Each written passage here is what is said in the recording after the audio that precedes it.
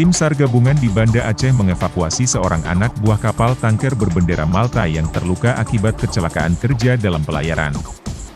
Evakuasi pada tengah malam itu dilakukan di perairan Selat Benggala, Provinsi Aceh setelah menerima kabar dari kapten kapal tanker.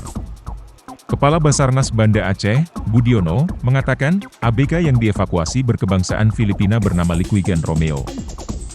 Ia mengalami pendarahan akibat kecelakaan kerja di ruang mesin saat sedang berlayar dari Filipina menuju India. ABK kapal tanker MT Sloman Hermes itu dijemput di tengah laut dengan kapal SAR kemudian dibawa ke Pelabuhan Ulelehe untuk dirawat di Rumah Sakit Zainal Abidin. Informasi kami terima dari kapten kapal tersebut tentang permintaan evakuasi medis dikarenakan korban mengalami pendarahan yang terus-menerus. Usai melakukan proses evakuasi, kapal tanker MT Sloman Hermes kembali melanjutkan pelayaran ke India. Dari Banda Aceh, Tim Liputan Aceh Video melaporkan.